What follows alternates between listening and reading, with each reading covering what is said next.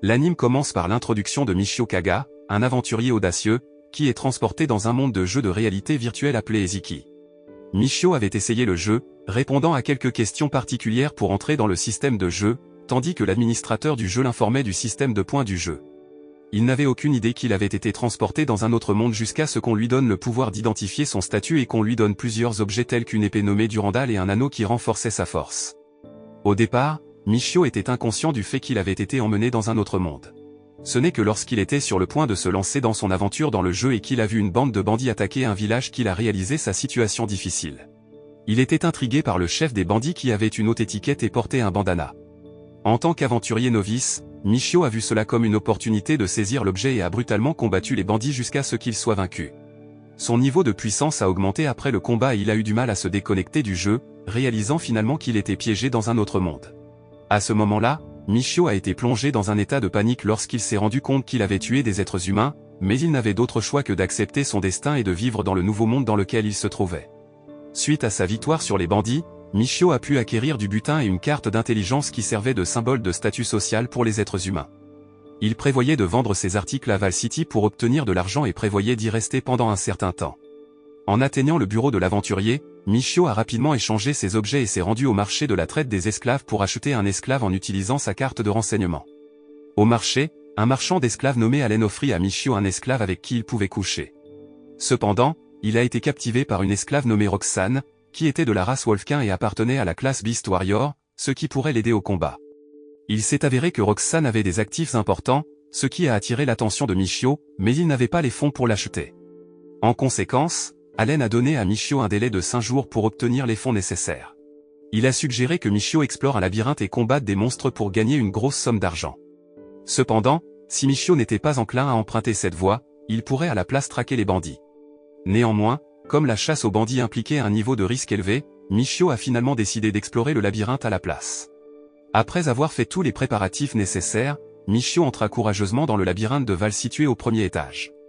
Michio est une personne qualifiée exerçant diverses professions et son statut professionnel peut changer en fonction des activités dans lesquelles il s'engage. Par exemple, s'il vole les sandales de quelqu'un, il devient un voleur, mais s'il bat des bandits ou des criminels, il devient un héros. Cependant, l'occupation principale de Michio est un aventurier, ce qui lui donne la possibilité de se déplacer rapidement à l'aide de portails de téléportation. Néanmoins, ce portail a ses limites car il ne fonctionne que dans les zones que Michio connaît et il échoue lors des batailles. En explorant le labyrinthe, Michio a rencontré un monstre en bois de niveau 1 qui l'a soudainement attaqué. Heureusement, son épée Durandal s'est avérée utile et il a vaincu le monstre avec facilité. Cependant, comme Michio s'est fortement appuyé sur ses points de maîtrise ou MP, il est devenu paresseux et a pensé négativement. Cela aurait pu être évité s'il avait utilisé la capacité de l'épée Durandal à absorber les points ennemis, mais malheureusement, le niveau de l'épée était trop bas et l'effet était minime. Pour faire court, Michio a finalement traqué d'autres monstres des bois et collecté de nombreux objets de valeur. Après avoir terminé son exploration du labyrinthe, il a vendu les objets qu'il avait rassemblés. Cependant, le produit n'était pas suffisant et il manquait de temps, alors il a décidé de prendre des bandits, sachant que cela lui coûterait la vie. Il l'a fait intentionnellement pour obtenir Roxane. Le lendemain, Michio s'est souvenu des paroles de quelqu'un qui lui avait déjà parlé d'un bidonville de la ville fréquemment ciblé par des bandits. Curieux, il a décidé de le vérifier et a trouvé le quartier très différent de la ville animée qu'il connaissait. Malheureusement, la recherche du succès de Michio a été déçue au cours de la journée. Déterminé à ne pas abandonner, il poursuivit ses recherches dans la nuit. Alors qu'il se promenait, il tomba sur un bandit qui venait de sortir d'un bordel. Michio décida de le suivre secrètement pour voir où il allait. Cela l'a conduit à la cachette du bandit où il a découvert le repère du groupe. Avant d'affronter les bandits, Michio a rappelé quelques renseignements qu'il avait recueillis sur les différents groupes de bandits et leurs cibles. Il a utilisé ces informations pour observer et surveiller attentivement les bandits, attendant le moment idéal pour frapper. Il est même allé jusqu'à planifier de garder certains des bandits en vie afin de pouvoir les vendre comme esclaves. Tout en rassemblant plus d'informations, Michio s'est entretenu avec l'aubergiste qui a révélé que le comportement des bandits s'était aggravé depuis que leur chef, Hugo, avait été tué. Dans une réalisation choquante, Michio en vint à comprendre que c'était lui qui avait tué Hugo lors de son premier jour dans ce nouveau monde. Puis, alors qu'il ne restait qu'un jour pour racheter Roxane, Michio a rapidement mis en œuvre son plan pour éliminer les bandits. Utilisant sa fidèle épée Durandal, il tua silencieusement 3 bandits. Cependant, en raison de circonstances défavorables, il a finalement été contraint de fuir vers le labyrinthe en utilisant sa compétence de téléportation. le dernier jour de la rédemption de Roxane, Michio a échangé plusieurs voitures intelligentes au chevalier du centre-ville.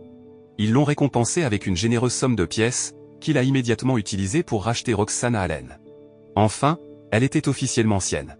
Peu de temps après, Michio emmena Roxane dans son auberge et obtint une chambre plus grande avec un lit simple. À ce moment-là, Roxane avait peur que Michio puisse lui faire quelque chose, mais il l'a rassuré qu'il ne voulait que sa compagnie pour explorer le labyrinthe. Ils sont ensuite allés acheter du matériel pour leur voyage, notamment des boucliers, des armes, des robes et même quelques nécessités pour Roxane. Lorsqu'ils revinrent à l'auberge, Michio essaya d'approcher Roxane, mais ils étaient tous les deux encore nerveux. Pour se distraire, elle a demandé à Michio si elle pouvait nettoyer son épée en utilisant ses sous-vêtements. Alors que le soleil se couchait et que l'obscurité engloutissait la terre, le désir de Michio de coucher avec Roxane devenait irrésistible. En un rien de temps, l'aubergiste arriva avec 2 seaux remplis d'eau bouillante pour qu'ils se rafraîchissent. Ensuite, ils se sont lavés les corps, puis Michio a rassemblé le courage d'avouer ses désirs interdits à Roxane. Il lui a demandé de l'embrasser avant de s'endormir et juste après son réveil. Leurs désirs lubriques ont atteint un point de basculement cette nuit-là, et ils se sont abandonnés l'un à l'autre. Lorsque les rayons du soleil du matin ont inondé leur chambre, les pensées de Michio ont dérivé vers ses compétences de combat. Il a demandé à Roxane des moyens d'améliorer ses capacités. Mais à sa grande consternation, elle l'informa que seuls les forgerons experts des nains pouvaient l'aider. Cependant, elle l'a averti d'être prudent car certains forgerons nains pourraient exploiter leurs clients. Dans cet esprit, Michio a envisagé de recruter un forgeron qualifié pour rejoindre leur équipe afin qu'ils puissent fréquemment améliorer leurs armes. Et avec ses capacités de téléportation, ils se sont préparés et ont entrepris d'entrer dans le labyrinthe. Pendant ce temps, les compétences de téléportation de Michio avaient profondément impressionné Roxane, mais il a insisté pour qu'elle le garde secret des autres. Pendant ce temps, Roxane a utilisé son sens aigu de l'odorat pour localiser leurs adversaires. Elle a également demandé à Michio de rassembler des cristaux magiques sur les monstres qu'il prévoyait de chasser. Malheureusement, Michio ne savait pas ce qu'étaient les cristaux magiques et n'en avait donc pas avec lui. Pour dissiper sa confusion, Roxane a expliqué que les cristaux magiques étaient des outils utilisés pour piéger et stocker l'énergie magique des monstres qu'ils ont vaincus. Les cristaux leur permettraient d'accéder et de contrôler les pouvoirs des monstres. Ils avaient besoin de collecter les cristaux magiques pour stocker la force des monstres qu'ils tuaient, qui pourraient être revendus plus tard à un prix exorbitant.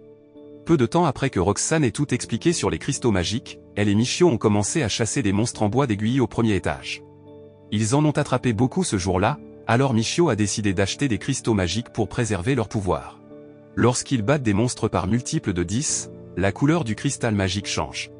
De retour dans le labyrinthe, ils ont découvert que le cristal magique de Michio était devenu violet, indiquant qu'ils avaient acquis une force supplémentaire substantielle. Là, Michio a remarqué que Roxane n'avait aucun pouvoir magique de guérison dans sa fenêtre de statut. Il a appris que seuls les prêtres ou les moines possédaient ces capacités. Par conséquent, il prévoyait d'obtenir le statut de prêtre. Heureusement, grâce à leur tactique, ils ont pu atteindre le statut de moine et utiliser des compétences de guérison pour soigner leurs blessures.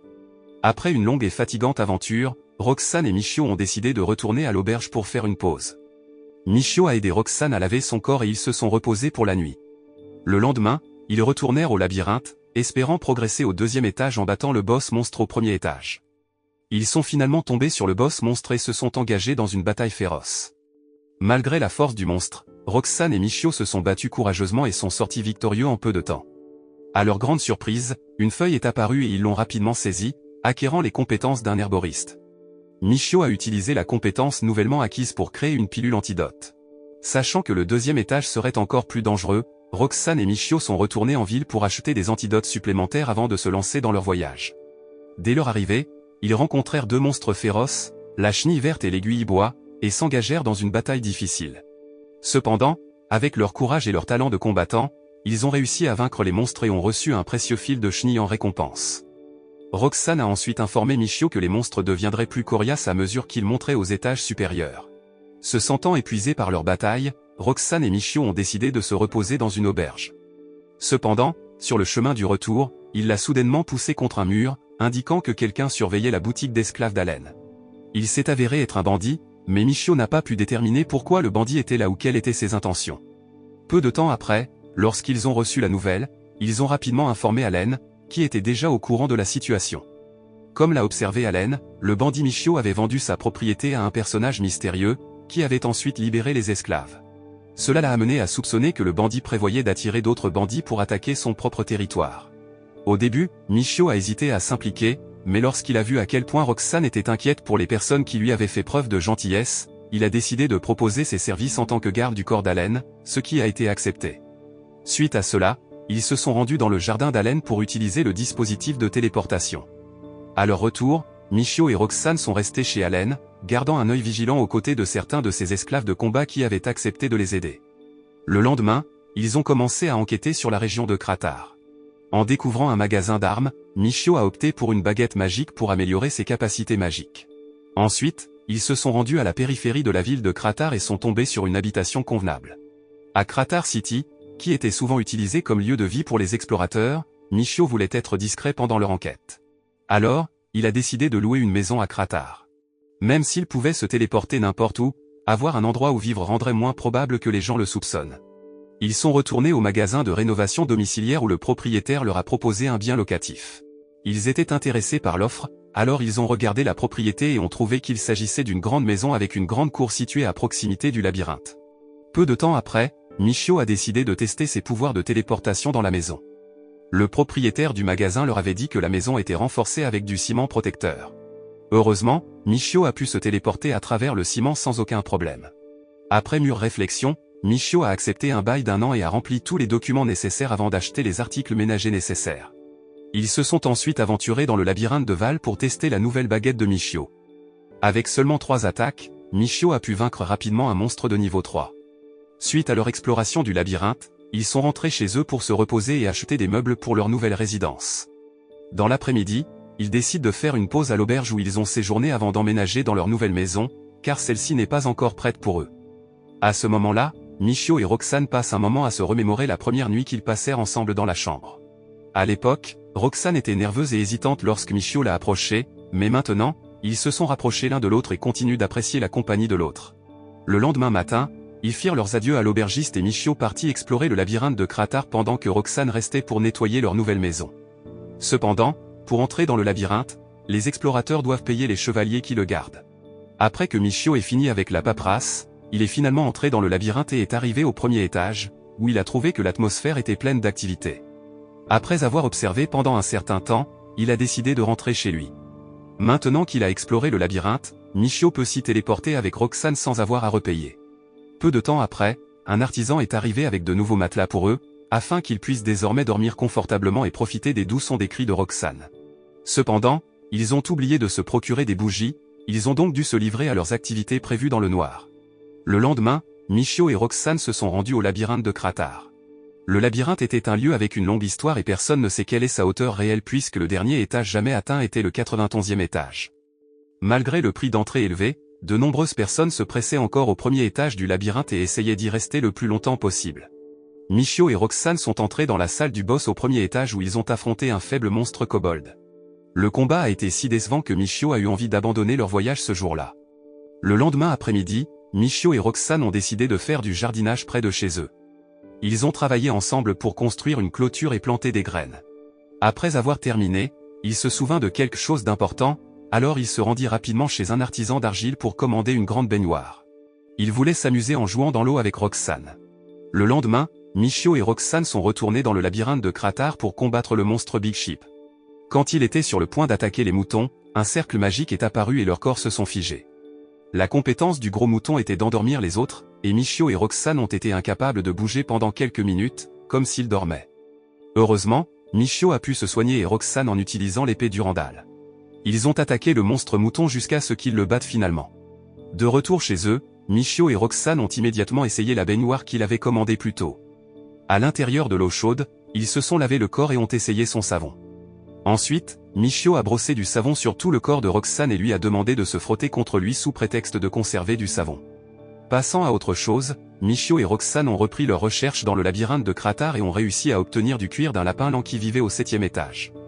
Ils sont ensuite retournés à Kratar City pour échanger le matériel dans un magasin de vêtements qui nécessitait du matériel de lapin lent pour fabriquer des manteaux de haute qualité. Malheureusement, la tentative d'échange a échoué car le matériel de lapin lent qu'ils avaient ne répondait pas aux exigences d'achat. N'abandonnant pas, Michio et Roxane ont poursuivi leurs recherches au 7e étage et ont trouvé le boss monstre, le Rapide Rabbit. Après une bataille acharnée, ils ont réussi à vaincre le monstre en utilisant leur habileté écrasante qui pouvait vaincre la vitesse du lapin. Une fois l'exploration de la journée terminée, Michio et Roxane ont fait une courte pause et ont dégusté un repas de viande de lapin rapide cuite dans un délicieux rendant. Après le dîner, ils se sont reposés un moment puis sont retournés au 7e étage pour collecter plus de matériaux dont ils avaient besoin pour l'échange. Au cours de leur quête, Michio et Roxane ont rencontré un groupe d'aventuriers expérimentés qui tentaient de vaincre un dangereux lapin monstre. Malheureusement, leurs efforts se sont avérés vains et Michio a été découragé de réaliser que la vie des aventuriers ne pouvait pas être sauvée. Après avoir rassemblé le matériel nécessaire, ils sont rentrés chez eux, où ils ont cherché du réconfort dans les bras l'un de l'autre et ont partagé une nuit d'intimité romantique. Le lendemain, Michio et Roxane reprennent leurs recherches et se retrouvent face à deux monstres redoutables à la fois qui sont une araignée et une chèvre. Néanmoins, ils ont réussi à surmonter le défi et sont devenus les seuls à pouvoir obtenir le rare matériau de peau de lapin l'en nécessaire à leur entreprise commerciale. Ils ont ensuite conclu un accord avec des magasins de vêtements pour gagner un revenu supplémentaire avant de retourner dans leur source chaude pour célébrer leur succès avec une autre rencontre intime. Le lendemain, Michio et Roxane sont retournés explorer le labyrinthe de Kratar et ont eu la chance de tomber sur de précieux cristaux de compétences provenant des corps des monstres qu'ils avaient vaincus. Cependant, ils ont rencontré des difficultés pour ajouter les cristaux à leur équipement car le processus nécessitait un utilisateur de magie expérimenté pour s'assurer que le processus de transfert de compétences serait pleinement efficace. Peu de temps après, Michio et Roxane avaient une conversation, et il parlait de son projet de faire un testament à Val City. Il était conscient que la mort pouvait être une possibilité lors de l'exploration du labyrinthe, il voulait donc s'assurer que Roxane aurait sa liberté si quelque chose lui arrivait. Cependant, Roxane n'était pas d'accord avec cette idée et était prête à consacrer toute sa vie à Michio, même s'il est mort en explorant le labyrinthe. Elle a même dit qu'elle exécuterait seppuku, un acte traditionnel japonais de se suicider en l'honneur de son maître. En entendant cela, Michio a compris la loyauté de Roxane et a décidé de ne pas rédiger le testament. Néanmoins, il devait encore se rendre à Val City pour trouver un esclave fighter avec l'aide d'Allen, ce qui faciliterait la tâche des aventuriers dans le labyrinthe de Kratar. Ainsi, malgré sa décision de ne pas faire de testament, il n'a pas annulé son voyage à Val. Pour faire court, Michio et Roxane ont rencontré Allen pour discuter de leurs exigences de combat, en particulier de leur intérêt à avoir des esclaves de la race naine. La raison pour laquelle Michio veut des esclaves nains est d'utiliser leurs compétences en cristal à son avantage. Mais, Allen a recommandé un esclave nain nommé Seri qui a atteint le statut d'exploration de niveau 10, remplissant l'un des critères de Michio pour combattre dans le labyrinthe. Cependant, Seri ne possède pas la capacité de forge requise pour Clash. Cela a poussé Michio à réfléchir sérieusement à l'opportunité de l'accepter ou non dans son groupe pour l'exploration du labyrinthe de Kratar. Mais ensuite, après avoir envisagé diverses options et pris conseil auprès de Roxane, ils ont décidé d'acheter Seri et de la former à devenir forgeron pour répondre aux besoins du groupe. Le processus de transaction s'est déroulé sans heurts et Michio et les nouveaux membres de son parti sont retournés à Kratar. Dès qu'ils sont arrivés à la maison, Michio n'a pas perdu de temps pour expliquer ses capacités à Seri et lui a demandé d'utiliser un marteau tout en explorant le labyrinthe. Il croyait que cela stimulerait ses compétences de forgeron, car elle était une naine et avait besoin d'un déclencheur pour les déverrouiller. Au bout d'un moment, il a fourni à Seri divers équipements pour répondre aux exigences du parti. Ensuite, Michio a également partagé sa connaissance des compétences et des descriptions de postes qui avaient été cachés aux autres. Au cours de leur conversation, il s'est rendu compte qu'il avait une capacité exceptionnelle et rare en tant que nouveau venu à Eziki. Le lendemain, Michio et Roxane sont retournés dans le labyrinthe de Kratar avec Seri comme nouveaux membres du groupe. Grâce à elle, ils ont réussi à surmonter tous les obstacles et à vaincre les monstres avec facilité. Après leur exploration réussie, ils sont rentrés chez eux pour se reposer et ont discuté des capacités spéciales de chaque race. C'est au cours de cette conversation que Michio a appris la capacité unique de la race humaine, être un maniaque du sexe. Soudain, ces nouvelles connaissances le firent sourire et il commença immédiatement une relation amoureuse avec ses esclaves pour acquérir la capacité de maniaque sexuel. Le lendemain, Michio était déterminé à créer une histoire romantique torride et à avoir des relations intimes avec diverses races dans sa vie Eziki. Ensuite, il a acheté plusieurs esclaves à divers marchands pour l'accompagner dans ses aventures. Parmi les esclaves achetés par Michio figurait Myria, une esclave de race féline, Vesta, une esclave dragon femelle, et Rutina, une esclave d'une race inconnue. Cela a conduit à une série d'aventures et de rencontres romantiques avec les différentes races d'Eziki. L'anime se termine avec Michio organisant une fête romantique sauvage et chaude avec ses beaux compagnons esclaves à Eziki. La leçon morale de cet anime est de considérer les conséquences de nos actions et de traiter tous les individus avec respect et dignité, quelle que soit leur race, leur sexe ou leur statut social. Nous devons également nous efforcer de créer une société exempte de discrimination et d'exploitation.